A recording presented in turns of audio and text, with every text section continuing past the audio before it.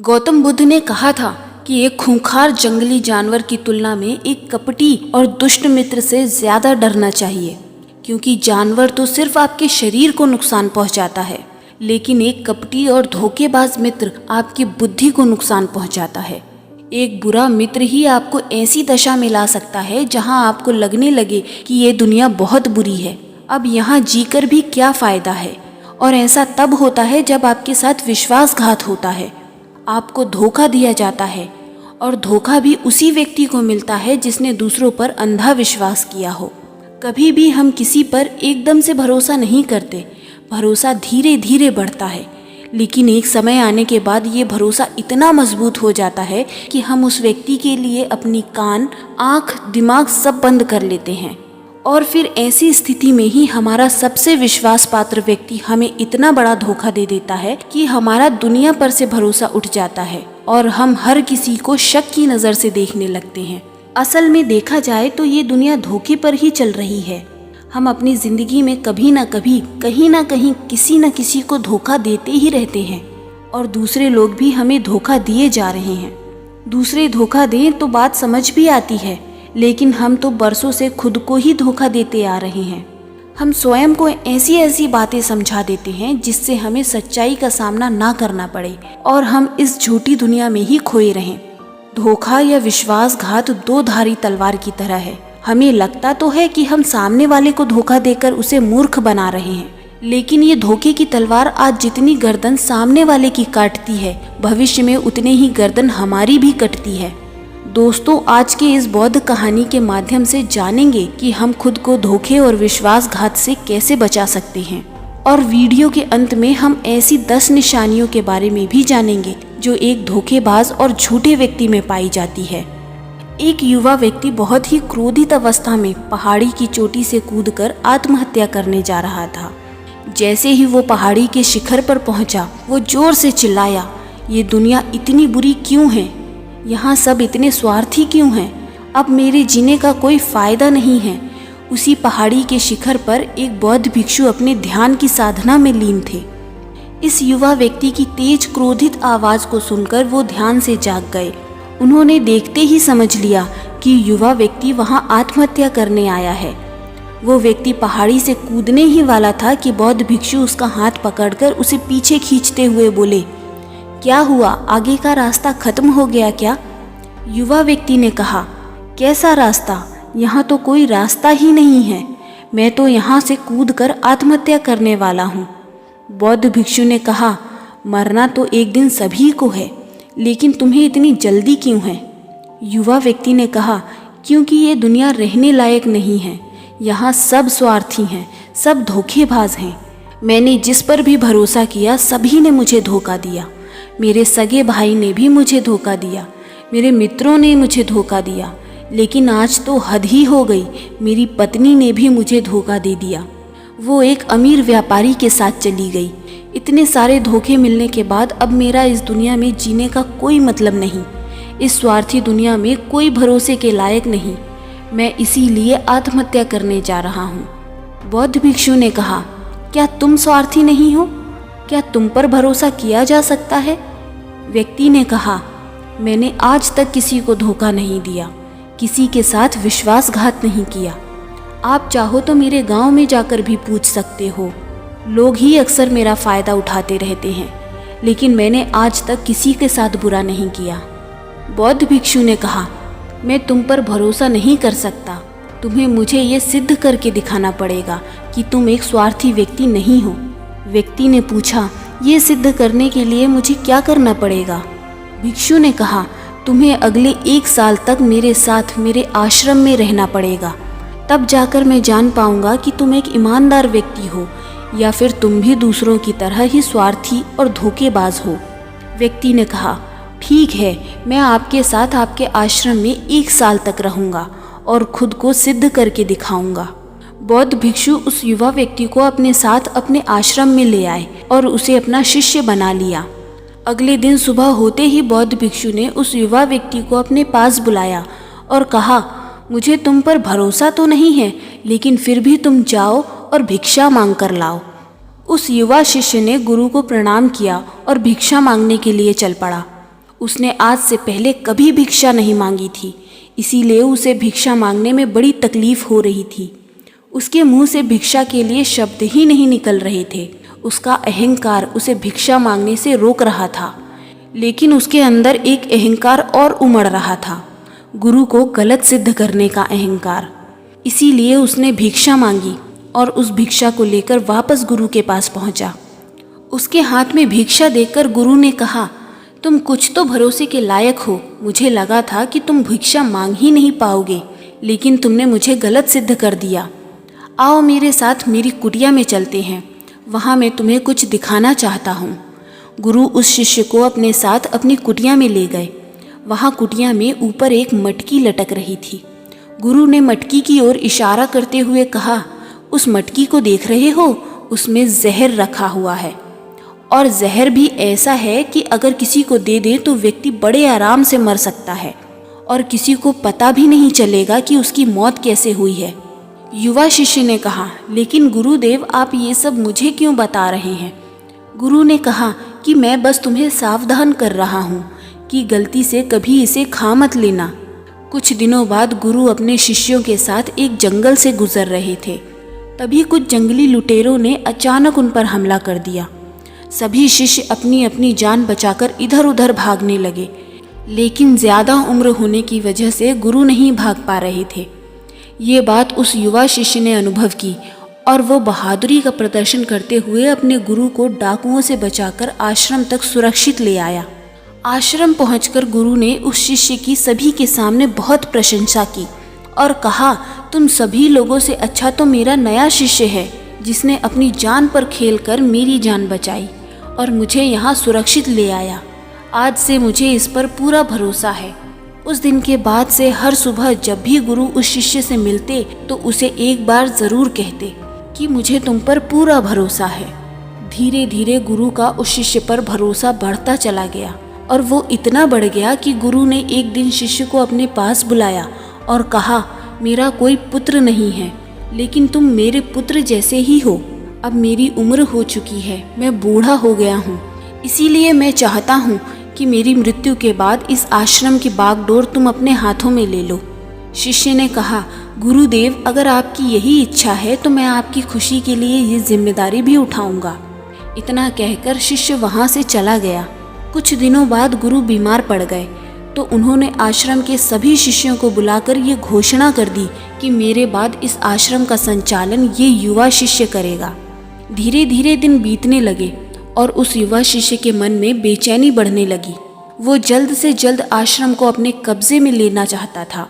वो हर सुबह गुरु के पास जाकर यही देखता कि गुरु के स्वास्थ्य में कोई प्रभाव पड़ा या नहीं, लेकिन गुरु का स्वास्थ्य तो दिन प्रतिदिन अच्छा होता जा रहा था। अब तो उसके सब्र का बांध टूटने लगा।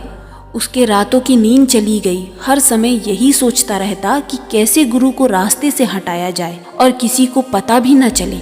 कभी वो सोचता कि गुरु को नदी में धक्का दे देता हूँ, लेकिन अगले ही पल उसे ख्याल आया कि गुरु तो अच्छे तैराक हैं, वो तैर कर बाहर आ जाएंगे। फिर कभी सोचता कि गुरु को गला दबाकर मार देता हूँ। सब जानते हैं कि मैं गुरु का भरोसेमंद हूँ, इसीलिए मुझ पर कोई शक भी नहीं होगा। लेकिन फिर वो सोचता, अगर थोड़ी सी भी चूक हुई तो इससे बात बिगड़ भी सकती है। मुझे कोई ऐसा तरीका ढूंढना होगा जिससे गुरु की मौत भी हो जाए और सभी को यही लगे कि यह एक स्वाभाविक मृत्यु है और भगवान को भी यही मंजूर था। एक दिन वो युवा शिष्य गुरु के पास उनकी कुटिया में बैठा हुआ था।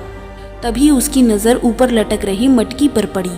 उसे याद आया कि गुरु ने कहा था इसमें जहर है, और जहर भी ऐसा जिसका किसी को पता नहीं चलता। उसने सोचा यही सही रहेगा, ये जहर गुरु को दे देता हूँ और किसी को पता भी नहीं चलेगा कि उनकी मृत्यु कैसे हुई। फिर पूरे आश्रम पर सिर्फ मेरा नियंत्रण होगा। अगले दिन उसने चुपके से गुरु की कुटिया से वो जहर चुरा लिया और उसे गुरु के खाने में मिला दिया। गुरु ने वो खाना खा लिया और रात में सोने चले गए। लेकिन जब सुबह हुई तो पूरा आश्रम जागा, पर गुरु नहीं जागे। शिष्यों ने गुरु की कुटिया में जाकर देखा तो पता चला कि गुरु की तो मृत्यु हो गई है। जब ये बात उस युवा शिष्य को पता चली तो वो अंदर ही अंदर बहुत खुश हुआ और आश्रम को अपने नियंत्रण में लेने का काम शुरू कर दिया। उसी आश्रम में गुरु का एक सबसे पुराना शिष्य भी था। वो चुपचाप सारी घटना देख रहा था। वो अपनी कुटिया में गया और वहाँ से एक औषधि ले आया और वो औषधि गुरु को पिला दी। थोड़ी ही देर में गुरु की चेतना लौट आई और वो एकदम स्वस्थ होकर बैठ गए। ये सब देखकर उस युवा शिष्य के पैरों तले ज़मीन खिसक गई। वो बुरी तरह से घबरा गया। गुरु ने बाकी के सभी शिष्यों को अपने अपने कामों में वापस भेज दिया और उस युवा शिष्य को अपने पास बुलाकर कहा, क्या तुम अभी भी विश्वास करने के लायक हो? क्या तुमने मुझे धोखा नहीं दिया? क्या तुम स्वार्थी नहीं हो? वो शिष्य गुरु के चरणों में गिर पड़ा और बोला, पता नहीं ये अपराध मुझसे कैसे हो गया। मैंने आज से पहले कभी किसी को धोखा नहीं दिया। लोग ही मुझे धोखा देते आए हैं, लेकिन पता नहीं क्यों और कैसे मैंने आज आपको धोखा दे दिया। गुरु ने कहा, तुम मुझे धोखा दे ही नहीं सकते थे, क्योंकि मैंने तुम पर कभी भरोसा किया ही नहीं था। मैं किसी भी इंसान पर भरोसा नहीं करता। मैं केवल उसी पर भरोसा करता हूँ जो मैं अपनी आँखों से देखता हूँ। और मुझे तुम्हारे अंदर लालच दिखाई दे रहा था, और ये लालच भी मैंने तुम्हें जानबूझकर दिया था, क्योंकि कोई भी व्यक्ति केवल 3 कारणों से ही किसी के साथ विश्वासघात करता है। पहला स्वार्थ, दूसरा लालच और तीसरा ईर्ष्या। उस युवा शिष्य ने गुरु से पूछा, लेकिन गुरुदेव, मैं खुद को इस स्वार्थ, लालच और ईर्ष्या से कैसे मुक्त कर सकता हूँ? गुरु ने कहा, खुद को पढ़ो, खुद को जानो, खुद के भीतर उतरने का प्रयास करो। इंसान के भीतर बड़ी संभावना है। वो खुद को कुछ भी बना सकता है, वो कुछ भी हो सकता है। और जब तुम में कोई भी बदलाव आए तो खुद के भीतर झांक कर ये जानने का प्रयास करो कि तुम क्यों बदल रहे हो, कौन तुम्हें बदल रहा है, ये बदलाव अच्छा है या बुरा। खुद का आत्मनिरीक्षण करने का प्रयास करो। गुरु के ये शब्द सुनकर शिष्य ने फिर उनके पैर पकड़ लिए और कहा, गुरुदेव, मैं आपका ही शिष्य बनकर रहना चाहता हूँ और ये ज्ञान प्राप्त करना चाहता हूँ कि मैं कौन हूँ, क्या हूँ और क्यों मैं बदल जाता हूँ। गुरु ने कहा, हमारे आसपास ऐसे बहुत से लोग हैं जो इस बात की मिसाल हैं कि उन्होंने अपने स्वार्थ, लालच, ईर्ष्या के बस में आकर कभी भी किसी को धोखा नहीं दिया, किसी के भी साथ विश्वासघात नहीं किया। धोखा इंसान तभी देता है जब उसे लगता है कि वो जो कुछ भी कर रहा है उसे कोई देख नहीं रहा और भविष्य में भी किसी को पता नहीं चलेगा और जो वो कर रहा है वही सही है।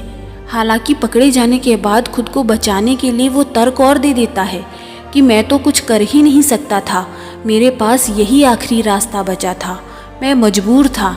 लेकिन हर धोखे के पीछे सच्चाई यही है कि व्यक्ति उसे जानबूझकर अपने फायदे के लिए करता है। गुरु ने शिष्य की आंखों में देखते हुए कहा, याद रहे, जब हम किसी को धोखा देते हैं तो हम उसकी आंतरिक चेतना को ठेस पहुंचाते हैं और वो इतनी बुरी तरह से आहत हो जाता है कि उसका किसी पर भरोसा नहीं रह जाता और वो अंदर से बहुत दुखी हो जाता है, खुद को बड़ा अकेला महसूस करने लगता है। इसीलिए अगर तुम चाहते हो कि तुम्हें कोई धोखा न दे पाए तो अपनी आँखें, कान और दिमाग को खुला रखो। लोगों पर भरोसा तो करो, लेकिन इतना भी भरोसा मत करो कि वो तुम्हारा फ़ायदा उठाने लग जाएं। हमेशा अपनी सबसे महत्वपूर्ण कामों का नियंत्रण अपने हाथों में रखो। कभी भी अपने जीवन की बागडोर किसी के हाथों में मत दो और बीच बीच में खुद की भी जांच पड़ताल करते रहो कि जिस धोखे से तुम बचना चाहते हो कहीं वैसा ही धोखा तुम तो किसी और के साथ नहीं कर रहे हो। और अगर फिर भी तुम्हें कोई धोखा दे तो निराश मत होना, क्योंकि हर एक धोखा इंसान को कुछ ना कुछ सिखा कर जाता है। धोखा खाने के बाद इंसान पहले से भी कहीं ज्यादा सतर्क और समझदार हो जाता है। इसीलिए सिर्फ एक धोखे की वजह से खुद की जिंदगी को बर्बाद मत करो और इसे एक सीख समझकर आगे बढ़ जाओ।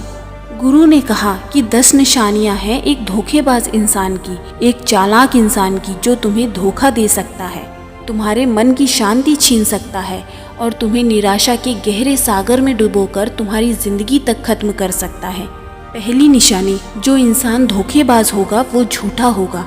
वो तुमसे सब कुछ छुपाएगा, तुम्हें उसके बारे में दूसरे लोगों से पता चलेगा और जब तुम पूछोगे तो बोलेगा कि बताना ही भूल गया। उसके साथ बहुत लंबा वक्त बिताने के बाद भी तुम्हें उसके बारे में कुछ खास पता नहीं होगा कि वो तुम्हारे बारे में सोचता क्या है, उसके जीवन में क्या चल रहा है। तुम हमेशा उसके बारे में दुविधा में ही रहोगे, क्योंकि वो तुमसे हर एक बात छुपाएगा, क्योंकि वो एक सच्चा इंसान है ही नहीं। एक सच्चे इंसान को कोई परेशानी नहीं होती अपने बारे में बताने में। वो लगभग हर एक बात तुम्हारे साथ साझा कर लेता है। लेकिन जो धोखेबाज होगा वो बड़ी सावधानी से चलता है।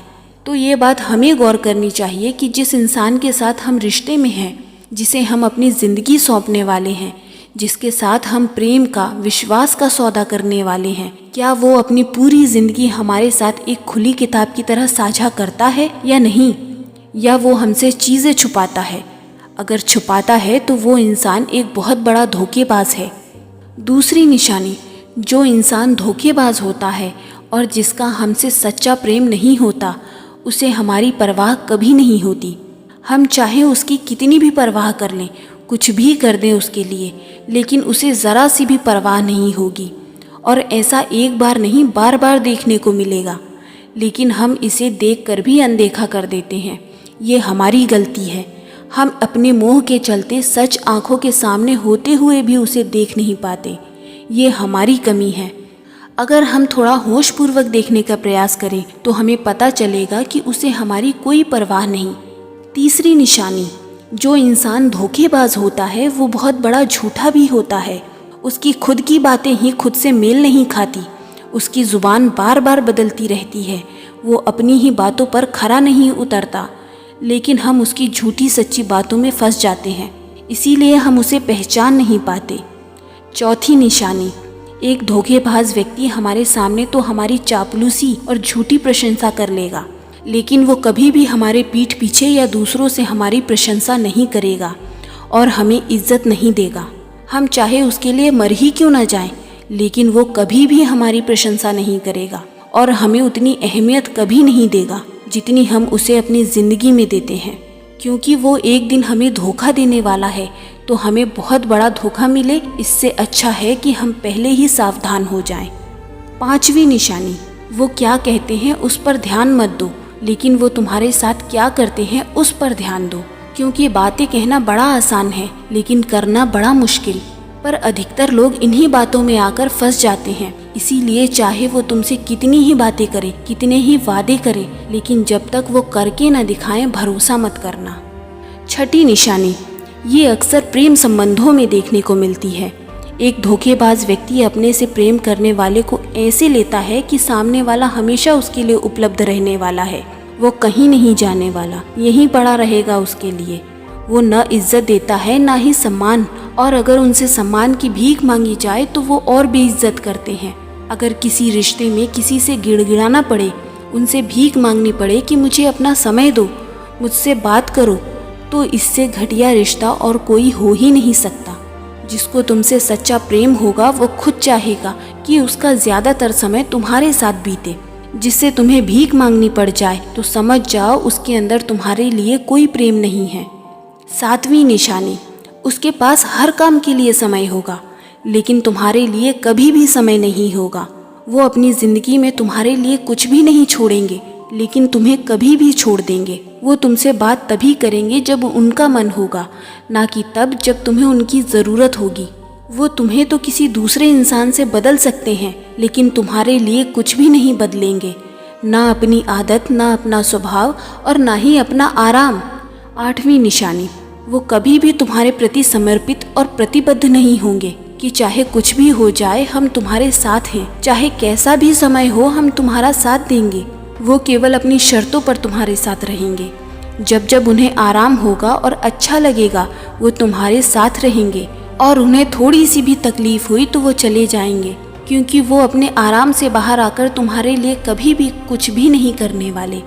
नौवीं निशानी, वो तुम्हें हमेशा दुख पहुंचाते रहेंगे, कभी जानबूझकर तो कभी उन्हें पता भी नहीं चलता कि वो तुम्हें कितना दुख पहुंचा रहे हैं, और तुम्हारे दिल को ठेस पहुंचती रहेगी।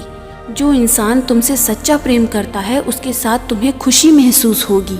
उसके साथ रहने पर तुम्हें ऐसा लगेगा कि तुम बहुत हल्के होकर हवा में उड़ रहे हो।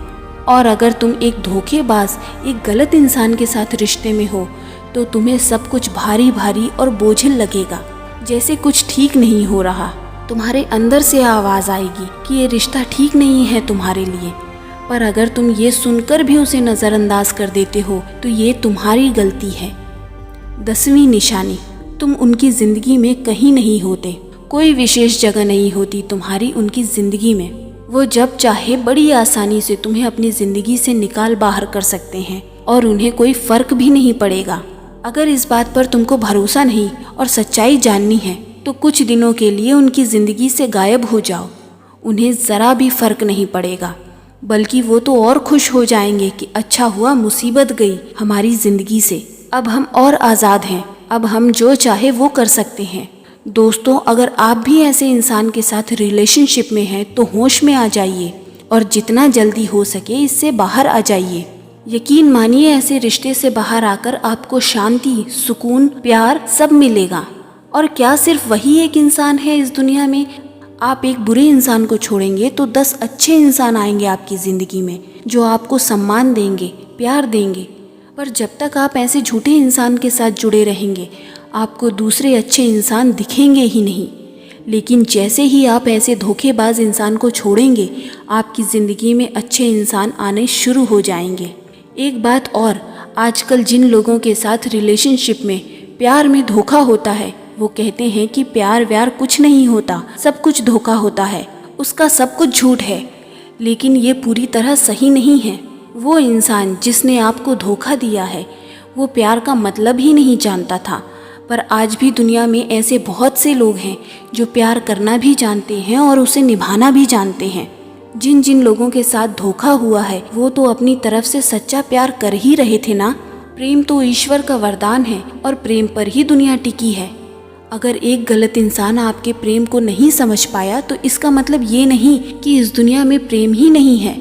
ये दुनिया प्रेम से ही चलती है। ये हंसती नाचती दुनिया प्रेम करने वालों की बदौलत ही है। दोस्तों, मुझे उम्मीद है आपको ये वीडियो पसंद आई होगी। जाते जाते इस चैनल को सब्सक्राइब करना मत भूलना। जल्द मिलेंगे एक नई वीडियो में नए सुविचारों के साथ। तब तक के लिए अपना ख्याल रखिए।